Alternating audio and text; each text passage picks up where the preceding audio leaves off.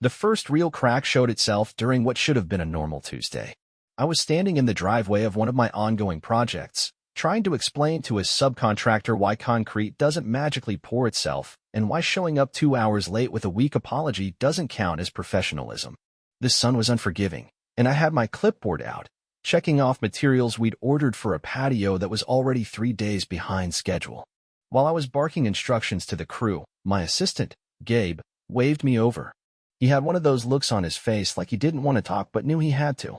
"Jordan," he started, scratching the back of his neck, "you said to flag anything unusual from the vendor logs, right?" I nodded, halfway distracted. He handed me a manila folder. "There's an extra line item here for the landscape design on the Stearns property. I know you said your wife wasn't handling it anymore, but her name showed up on the invoice. Twice." It was one of those moments where everything around you keeps moving but your mind freezes in place. I took the folder, flipped through the papers, and there it was, Emily's name, her company's logo, and a payment schedule I never approved. I'd subcontracted that job out to another designer months ago after she said she was too busy with her own projects. She practically begged me not to overlap our work to avoid awkwardness, something about professional boundaries and creative independence. I didn't argue. We both had our lanes. Or so I thought. Back at my truck, I pulled up the plans I had saved on my tablet. Her design style was obvious. Those curved stone paths, the preference for native grasses, and the signature wood trellises she used in every high-end project. I didn't want to believe it, but there it was, staring at me. She was on the project.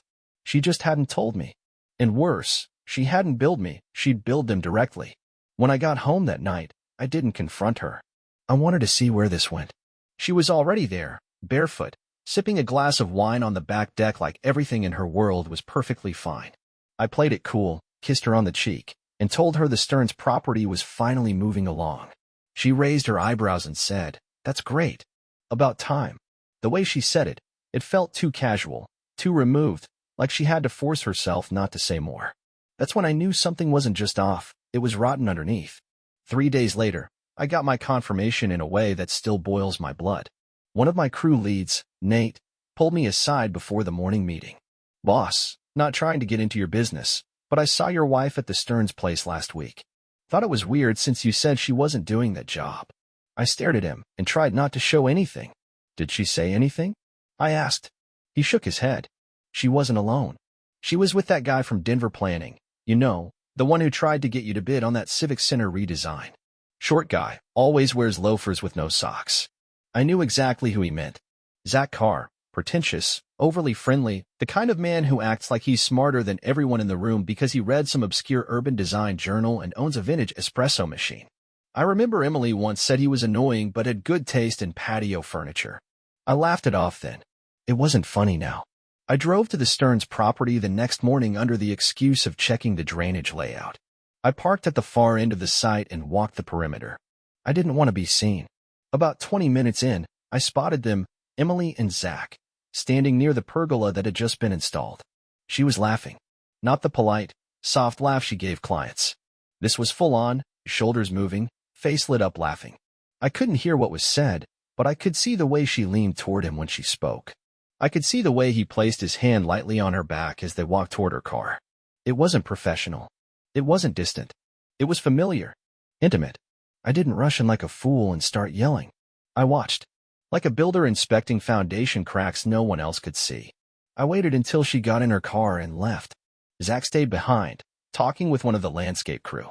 I walked up behind him without a word and stood there until he turned around. His face dropped the second he saw me. "Jordan, didn't know you were," I cut him off. "Didn't know I'd what? Show up to my own site? Or catch you cozying up with my wife?" His mouth opened, but nothing came out. Just a twitch in the corner of his jaw, like he couldn't decide whether to lie or apologize. "It's not what you think," he muttered, looking down at the gravel. I stepped closer. Then enlightened me. Because from where I was standing, it looked exactly like what I think. He didn't respond. Just shrugged and mumbled something about a consultation. I walked away before I did something I'd regret. I needed more. I needed to see how far this went. That night, I told Emily I'd be in Aspen for 2 days to inspect another project. I left at 6 a.m., but circled back 2 hours later and parked down the street from our house. I had rigged the security cameras already. Easy enough when you install them yourself. Replace the cloud upload with a private drive only I could access. I watched from my phone, the screen propped up on my dashboard.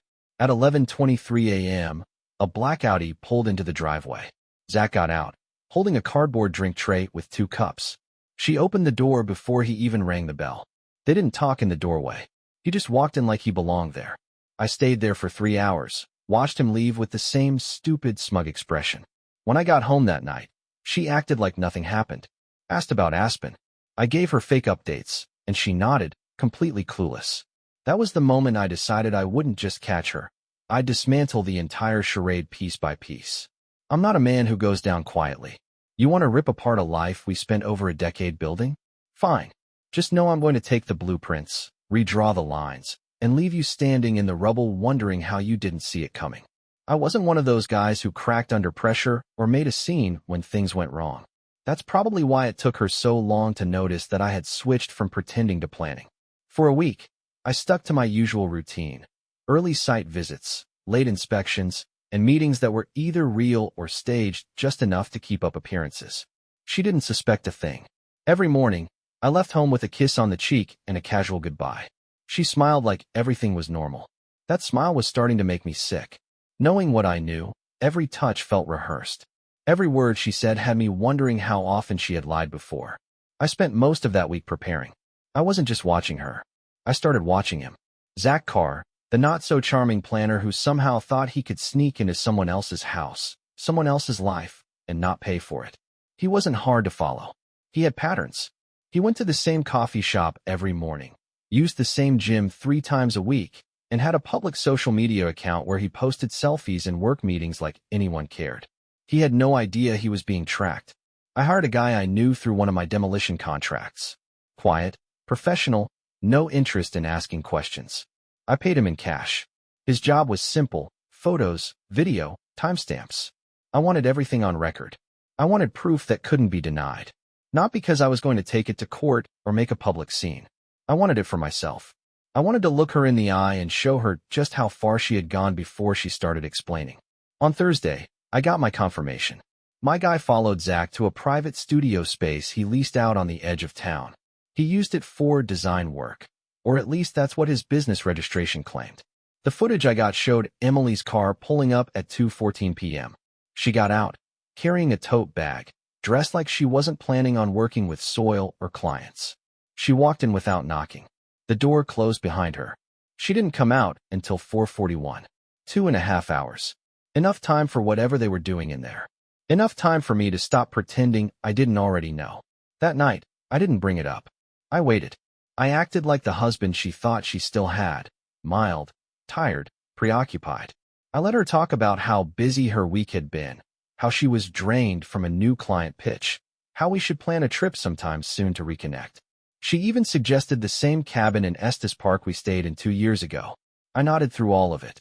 I let her plan our fake getaway while I sat across from her, thinking about the footage sitting on the hard drive in my workshop, labeled with the date and timestamp. On Saturday morning, I told her I'd be out all day inspecting a foundation pour on a property 2 hours north.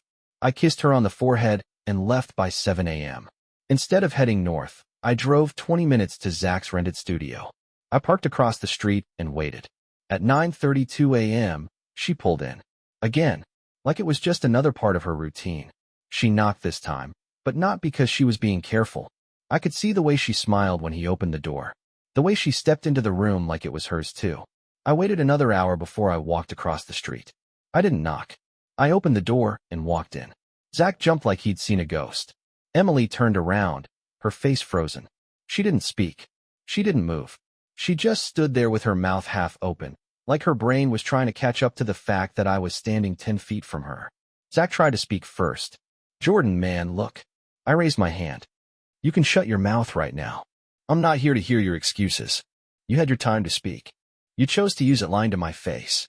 Emily took a step toward me. "Jordan, please." "Please what?" I cut her off. "Please don't embarrass you in front of him? Please pretend you haven't been sneaking around for weeks behind my back? Or is this the part where you give me some half-baked story about how it just happened? You didn't mean to, it was complicated, and you were confused." She didn't say anything. Her hands were shaking. Zach looked like he wanted to bolt. I turned back to him. You think I don't know what's been going on? I've got pictures. I've got video. I've got you both on record. You've been dragging my name, my house, and everything we built through the dirt like it means nothing. Jordan, I swear as Zach started again. I told you to keep your mouth shut, I snapped. This isn't about you anymore. This is between me and her. I looked back at Emily. You lied to me. You made plans with him while sleeping in my bed. You looked me in the eye every night and pretended nothing was wrong. That takes effort. That takes nerve. I hope whatever this was, whatever you got from this little secret arrangement, I hope it was worth throwing everything away for. She opened her mouth again, but I walked out before she could speak. I wasn't interested in hearing her try to spin this. I didn't need to know why. I'd seen enough. She came home 2 hours after I did, still wearing the same clothes, probably hoping I had cooled off enough to listen. I was at the kitchen table, drinking straight from the bottle, no glass, no ice. I didn't offer her a seat, and she didn't ask. She stood there in the doorway, quiet for a moment like she was trying to measure how much trouble she was really in. The silence stretched long enough that she finally broke it. Can we talk? She asked, her voice lower than usual, trying to sound soft. It wasn't working. You've got 10 minutes, I said without looking up. After that, I don't want to hear another word out of you. She took a few steps in, pulled out the chair across from me, and sat down. I could see her trying to collect herself, trying to rehearse whatever speech she had been working on in her head the whole drive back. I didn't give her any help. I wasn't going to fill the silence. I wanted to see how she chose to use her chance. I never planned for it to happen, she started, and I shook my head immediately. That's how you're starting? That's the best you could come up with? After everything, you're really sitting there and using that line like it's supposed to make any of this better. She leaned forward, elbows on the table. I'm not trying to make excuses. I just want to tell the truth. You've had months to do that, I said. You chose not to. I didn't know how, she said, and now her voice was shaking. I was scared of losing everything. Well, congratulations, I said, setting the bottle down. You pulled it off anyway. She flinched. I didn't care. If it hurt to hear, then maybe it would help her understand what I had felt watching her walk into another man's studio like she belonged there. She kept going, like someone who had already committed and couldn't back out now. It started with work. That's the truth. We kept crossing paths. He said he respected my designs, said he wanted to collaborate, and I liked that someone saw value in what I did. I didn't feel that from you anymore. That's when I finally looked at her. You didn't feel it because you stopped trying. You distanced yourself first. You made excuses to work late. You skipped dinners. You pulled away. And I asked you about it more than once. You told me I was imagining it. You told me to stop being paranoid. I know, she said, looking down. I know I lied. And I know I betrayed your trust. Betrayal isn't just about what you did, I said. It's about how you did it. It's the way you smiled at me while keeping a whole other life going on the side. It's the way you looked me in the eye and promised nothing was wrong while meeting him during the day. It's not just that you cheated, Emily. It's that you were proud of yourself for hiding it. Her eyes were wet now, but I didn't care. Not one bit. She had her tears, and I had my silence. She reached out like she wanted to touch my hand, and I pulled away. Don't, I said. You don't get to do that anymore. I understand if you want to end things, she said. I know I've ruined what we had. You didn't just ruin it, I said. You buried it. And you did it slowly. You built a new relationship while pretending the old one still meant something. She nodded slowly, like she was finally catching up to the reality I had arrived at days ago. I stood up and walked to the counter, grabbing a folder I had left there earlier. I dropped it in front of her. What's this? She asked, her fingers brushing the edges. Your exit strategy, I said. Inside is a breakdown of everything we own. You can take the car, your business, and whatever personal items you want. I'll keep the house. The accounts will be split. My lawyer already reviewed it. I'll give you the same time I had to think, 10 minutes. After that, you sign, or we go through court, and I show every bit of evidence I've collected. She looked up at me, stunned. You already talked to a lawyer? I'm not the one who wasted time, I said. I've been moving forward since the day I found out. I thought maybe we could fix this, she said. You don't get to decide that, I said. You made your choice the first time you met him behind my back. She didn't respond, and I didn't wait. I walked out of the kitchen and into the garage. I needed air. I needed space. 10 minutes later, she came out, the folder in her hands. I signed it, she said. I'll start packing tonight. I nodded. You've got a week. She didn't argue. She just walked back inside. I stood there, listening to the door close behind her, and knew that nothing she could say now would undo the choices she had made. She wasn't the person I thought she was, and I wasn't the man who was going to let her stay in my life out of habit or pity. After she signed those papers and walked off without another word, I sat down in the garage, the door half open, letting the evening noise pour in from the street. I didn't feel relief. Not yet. I felt unfinished. She thought this was over, that we had ended it like adults, that I had been mature enough to let her betrayal slide with a clean split and some neatly typed documents. She thought I would just accept it and move on quietly, like someone who'd gotten unlucky in love. That idea irritated me more than what she had done. What she didn't know, and what Zach definitely didn't know, was that I was just getting started. This wasn't about making a scene or some emotional meltdown. This was about holding people accountable in a way they didn't expect. I never once raised my voice at either of them. I never made a threat.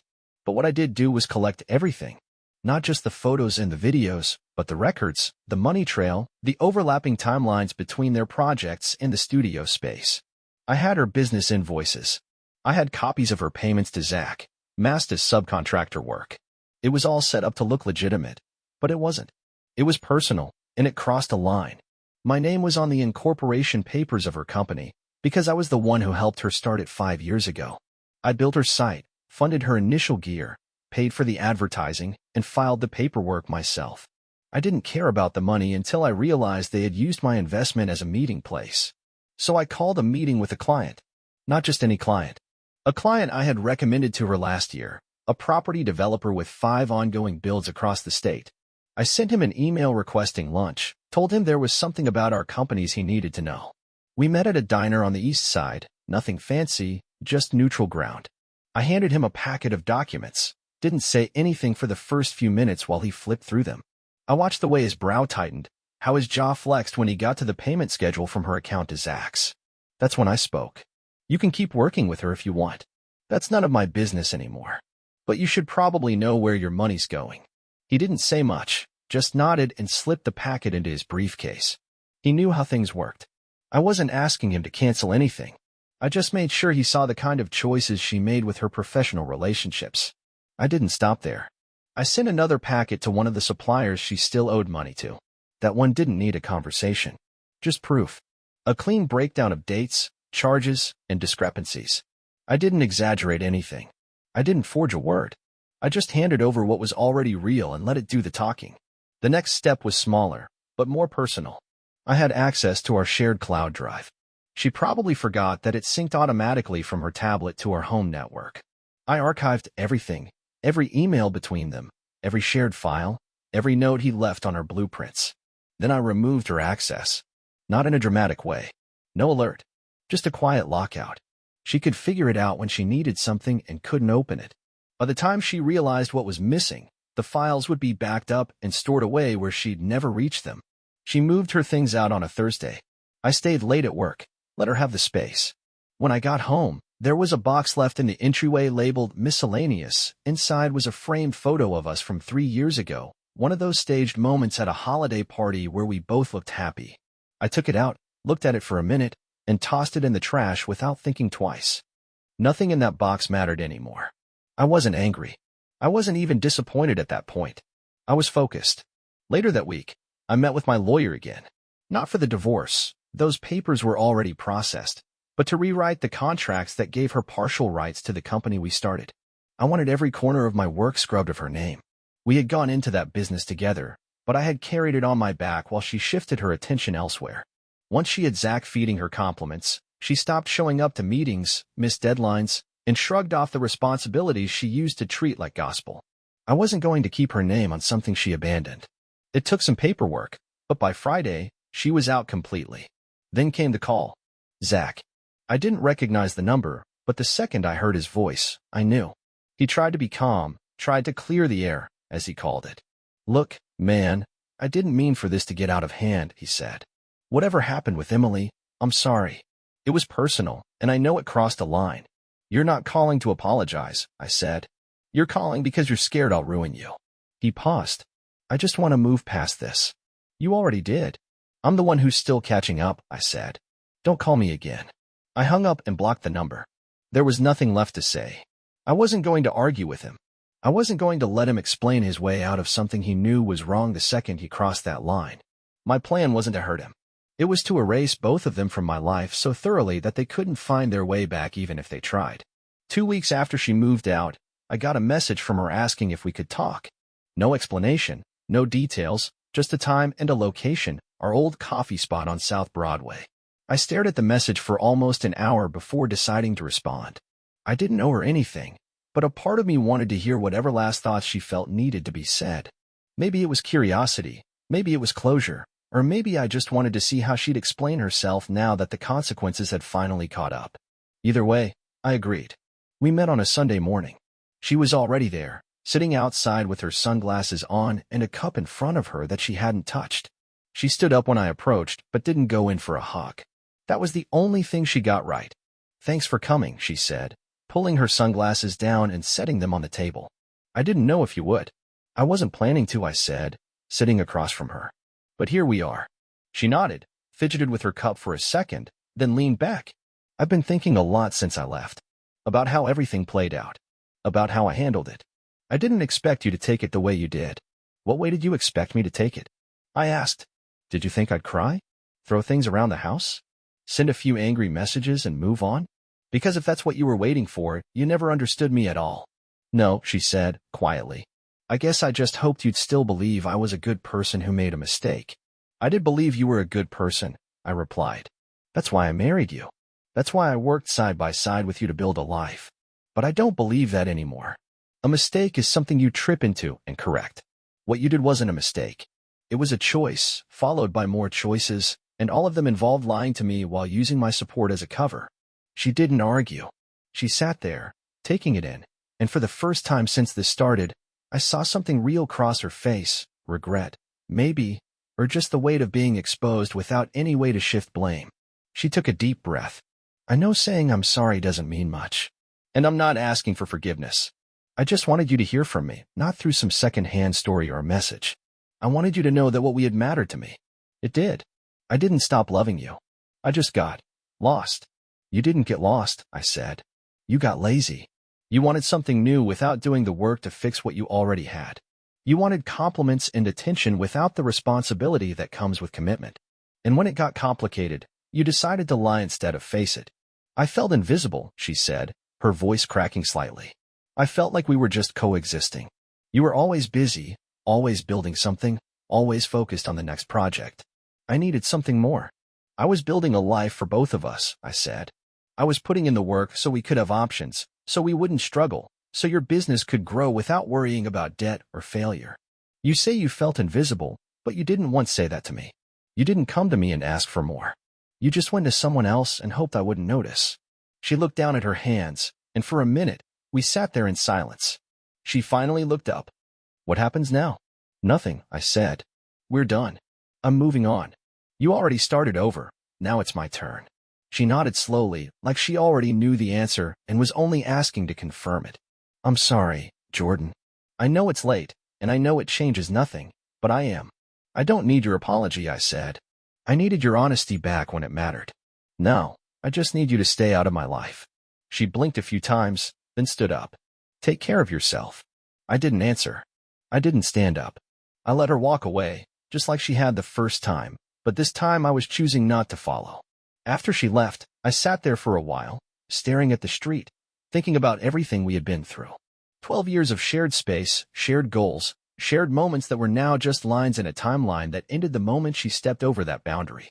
It wasn't sadness I felt. It wasn't even anger anymore. It was final. The kind of stillness you reach when you know nothing you say or do can change what already happened, and all that's left is how you respond to it. After that last meeting, everything felt quieter, not in a peaceful way, but in the way you notice when your house finally empties out after people leave. The difference wasn't the silence itself, but the absence of distractions that used to fill the air.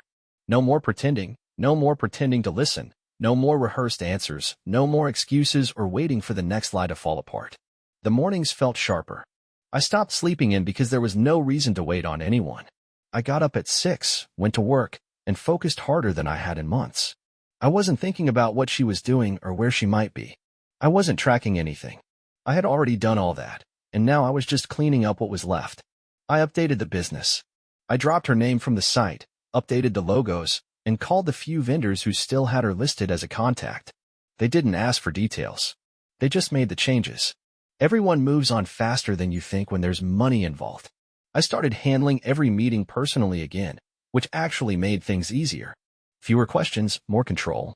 There was a stretch of about 2 weeks where every night I came home and found another piece of the old life, her handwriting on a box, a forgotten pair of shoes, some design sample she never picked up. I didn't keep anything. I didn't try to make sense of what she left behind. I just cleared it out, one piece at a time, until there was nothing of hers left in my space. People started noticing I was different. Friends asked if I was okay. My brother offered to take me out for drinks. A couple of coworkers invited me to a weekend trip out by the lake. I said no to most of it, not because I was shutting down, but because I didn't need distractions. I needed time to think without someone telling me how I should feel or what I should do next. Everyone acts like there's a right way to heal, but the truth is, you don't recover on someone else's timeline. You just start doing things differently until it sticks. One night, I went through old photos, not because I missed her, but because I wanted to remind myself how long it had been falling apart. You can see it if you look hard enough. The way she leaned away instead of into the frame. The way her eyes stopped tracking mine. It wasn't obvious at first. You don't notice those things when you're trying to make it work. But looking back, you realize how early the change started. I didn't save the photos. I backed up the ones I needed for the business portfolio and deleted the rest. I started walking more in the evenings, not far, just around the neighborhood. It gave me time to reset after long workdays. Sometimes I ran into neighbors, sometimes I didn't. One evening, I passed by the park and saw a couple arguing near a bench, low voices, tense posture. I didn't stop. I didn't look back. I didn't need to see the details to know what that fight was about. I'd lived it already. Eventually, I got used to the new rhythm. There wasn't some moment where I woke up feeling brand new. It was gradual. I went from thinking about her every hour to only when someone brought her up. Then not even that. I didn't check her social media. I didn't ask around about her. If she was still with Zach, that was her business. I had nothing left to give either of them, not even curiosity. One Monday, I went into the office early and found a letter sitting on my desk. No return address, just my name written in familiar handwriting. I opened it and scanned it. It was from her. No apology this time. No request to talk. Just a few paragraphs about how she was moving to another city and wanted to clear the last of our joint storage unit. She had included a key and asked if I wanted anything from it before she emptied it. I didn't respond. I had already replaced what I needed. The rest could go. The next week, I hired a crew to repaint the house. New colors, new layout in the office, cleared out the old guest room and turned it into a small gym. I wasn't chasing some symbolic fresh start. I just didn't want to live in a space that reminded me of what used to be. I kept what worked and replaced what didn't. I even got a dog, not because I was lonely, but because I finally had the time and the stability to train one. It made the place feel grounded. Now when people ask if I'm seeing someone, I tell them no, not yet, and I mean it. I'm not bitter. I'm not holding out. I just don't need to fill a space that isn't empty anymore. I don't owe anyone an explanation for taking my time. I'm not trying to get back to where I was before her. I'm trying to build something that doesn't depend on someone else keeping their promises. I'm not angry anymore. I'm not waiting for closure. I had that the moment I walked away from the last conversation knowing I said everything I needed to say. She made her choice. I responded with mine. That's it. Whatever happens next, it won't be because I was pushed there. It'll be because I decided to go. And that's the only thing I needed from all of this. Not revenge, not pity, not a perfect ending, just control over my own story again.